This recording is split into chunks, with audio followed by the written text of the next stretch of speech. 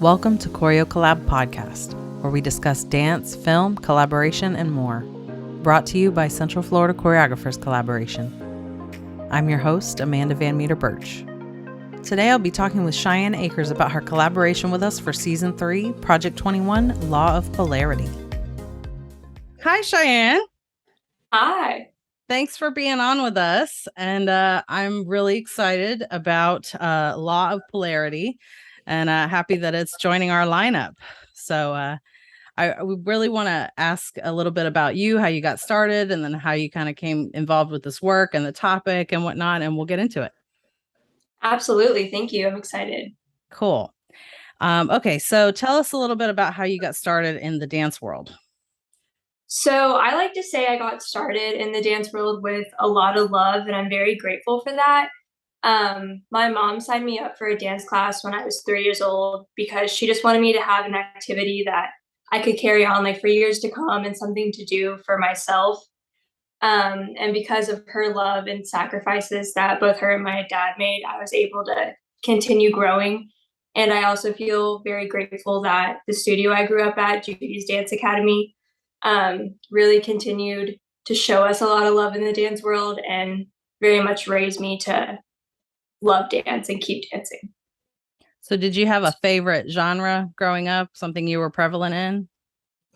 I really loved ballet and learning like variations and that kind of thing. Awesome. Very cool. Ballet's a love of mine too. So tell us a little bit about Law of Polarity. So law of polarity is about how everything has an equal opposite in this universe, and that if we can really learn about balance and accepting every opposite's independence and how they coexist, we can really create balance and harmony. And I use yin and yang to show how they are similar but different and how they very much need each other to exist, but also have a lot of beauty on their own. Very cool. So why was this important to you? Like what path did you cross in your life to kind of bring that to your attention? I think that I always felt like I could learn from various people, various points of view. And I think for me, I value being human as being able to grow from new adventures, new perspectives, and being able to accept and validate everyone's like life path and choices, I think really can create a peaceful and loving environment. Got it. Awesome. So what was your approach when you proceeded with the choreography for this?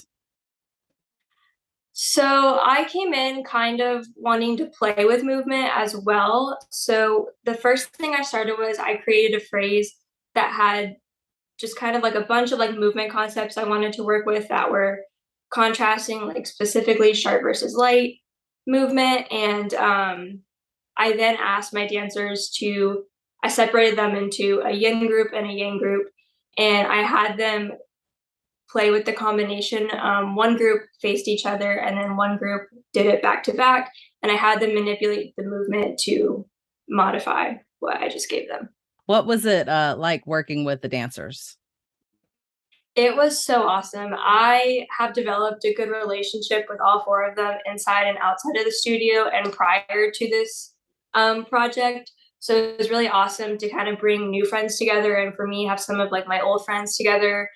And they were very open-minded about me just throwing materials at them and me saying, I don't know, help me. Like, what do you guys think about this? Open-minded to the fact that we're working in a new environment. Like typically we don't dance outside, but we did for this one. And they were so awesome about dancing over sticks and mosquitoes and everything. They handled it great and just helping me stay true to my vision and helping me think about the camera aspect of it as well. I gotcha. How do you think they interpreted the choreography with the material, like that, the subject matter? I think they very much interpreted the like balance and harmony part of it. Especially I noticed that when we were working with like a bigger improv section, I asked them to kind of like intertwine. They really had no problems exploring that and being open to seeing like where their paths could cross and like where they could take them. and they would keep going for as long as I told them to. I mean, every rehearsal during the filming as well, they were awesome. I love that. Yeah, they were a resilient group. I love that about them. So in terms of the film technical aspect, what was that like going from something maybe that you're used to choreographing live performances for a stage versus behind the camera? I think I thought about composition a little bit less in regards to where the dancers need to be versus I thought more about like where I would want the camera to be. And instead of like maybe having the dancers do something like a contagion, I would have the camera pan to look like a contagion, that kind of thing. I also thought about lighting less because we were just using the great outdoor lighting, so I didn't have to think of like lighting cues. And I thought more about like camera cues and that kind of thing. And it was a great day for light, wasn't it? Like It the was. overcast, it was nice and diffused. It was very soft lighting, very flattering. Could Um, not have been better. so what kind of challenges arose from that film to film to performance process? So this was my first year doing anything dance for camera wise, like on my own. So I didn't really know what camera angles I wanted. And I was still also trying to learn like proper terminology. So I would be like running around them in rehearsal, like pretending like I was the camera. And then I was like, oh wait, I ran too fast. Like maybe I didn't see any of that. And I was just trying to like YouTube and Google different angles we could use and like shots and that kind of thing. And then I was asking my dancers if that made sense, and just a lot of trial and error. So what were some of your favorite elements of collaboration through the process? I love that with my dancers, we could be very serious and get some work done and explore and try new things, but we also could be like very goofy and like laugh with one another if something like went wrong in a rehearsal or as we were like exploring a new concept. And I think that they really helped me keep to what I wanted, but also like challenge myself, both with like the setting we were at and like how we could use the environment, um, but also helping me stay true to how I want the piece to turn out. Yeah. What was it like working with your composer? It was awesome. I really couldn't ask for anything better. We exchanged a few emails. I kind of just told him like what my vision was, some things I was thinking about. I told him that me and my dancers are flexible with like timing and that kind of thing too, especially because it is on camera.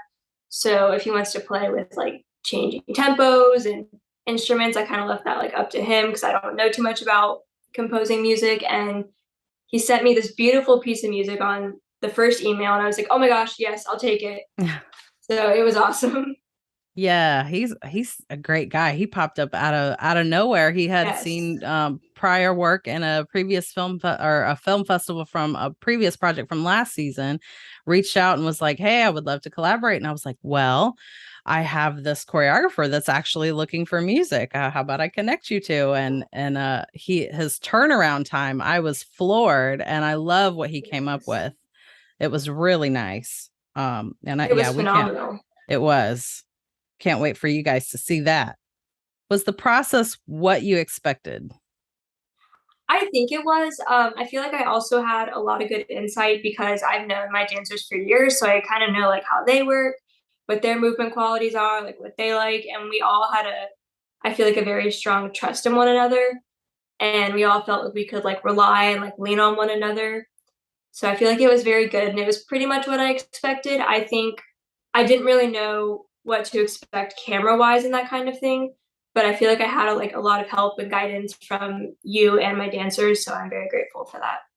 How did you get involved with CFCC in the first place?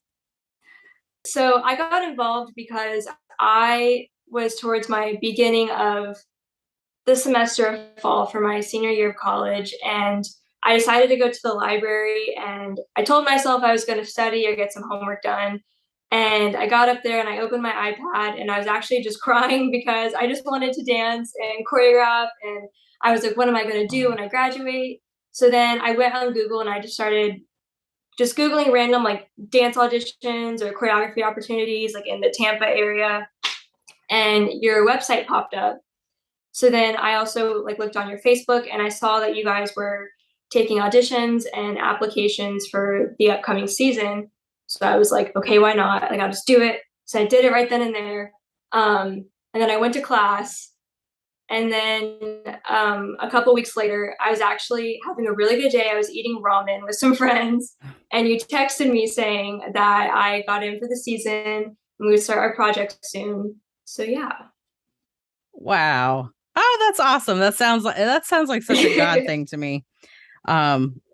Well, I'm so happy that our paths crossed and that we made this project, and you did such an excellent job with the material. And I'm so excited to premiere this at ChoreoCollab Film Fest 2022. So, Shianne, what is next for you?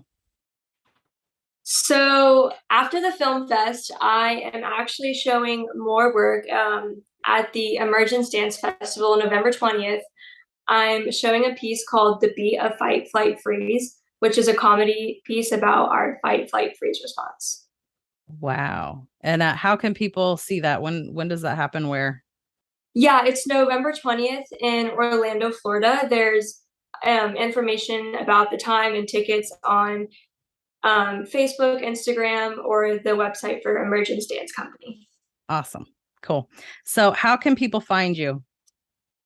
You can find me on my Instagram, Shianne X Akers, ShianneXakers, or you can email me at akerscheyenne99@gmail.com or Facebook Shianne Akers. Awesome. Well, thanks so much for being with us today, Shianne. Thank you. That was Shianne Akers, Season 3 choreographer with Central Florida Choreographers Collaboration. You can see Shianne's project along with dozens of other films in ChoreoCollab Film Fest 2022.